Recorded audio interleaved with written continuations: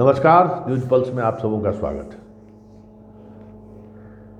नगर निकाय चुनाव को लेकर जिस तरीके से सुप्रीम कोर्ट और हाई कोर्ट के सहारे सियासत चल रही है उसको समझने की जरूरत है।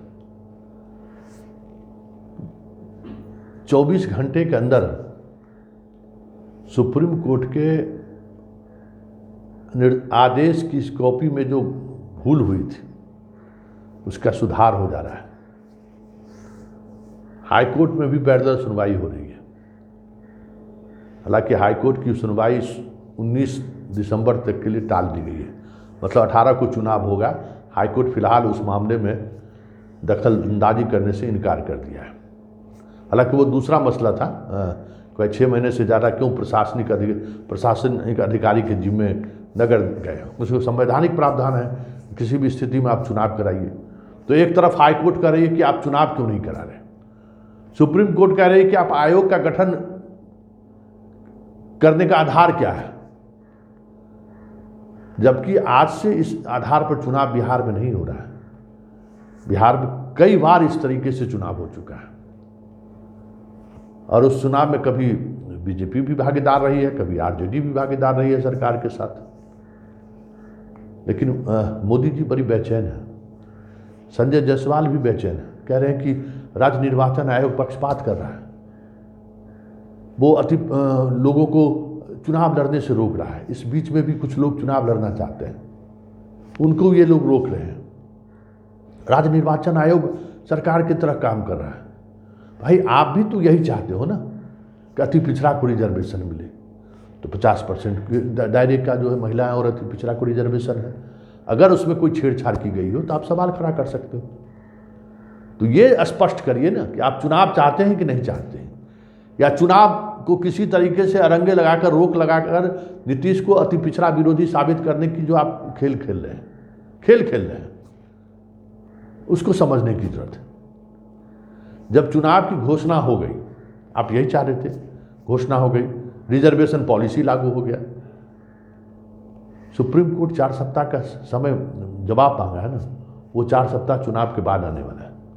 स्वाभाविक तौर पे इस बीच में जब आप शुद्धिकरण करा सकते हैं तो बीच में सुनवाई भी करा दीजिए, स्टे करवा दीजिए। तो ये सियासत है, और ये समझिए कि सियासत में आपका कोई नहीं है, और आपका इसलिए कोई नहीं है कि आप इन चीज़ों को समझने को तैयार नहीं है। आप भी इस सियासत के शिकार बनते हैं, और शिकारी है ना, शिकारी आएगा, जाल बिछाएगा, दाना डालेगा, लोभ से फंसना नहीं। हम बोलते जरूर हैं, बात भी करते हैं, लेकिन जैसे ही शिकारी आता है, दाना डालता है, हम फंस जाते हैं। तो ये चुनाव हो या चुनाव ना हो, इसको लेकर कौन खड़ा है ये साफ देखने और समझने की जरूरत है। वैसे कई एक्सपर्ट वकील से हमारी भी बात हुई है। निश्चिंत रहिए, चुनाव समय पर होगा और निर्धारित अवधि के बीच होगा। चुनाव की प्रक्रिया ऑन गोइंग है। वैसे भी ऑन गोइंग प्रक्रिया में कोर्ट को हस्तक्षेप करने से बचना चाहिए था, लेकिन कोर्ट ने हस्तक्षेप किया। तो हस्तक्षेप करने के बाद वो चीज़ें आई, आयोग का गठन हुआ, फिर आयोग की रिपोर्ट के आधार पे चुनाव हो रहा है।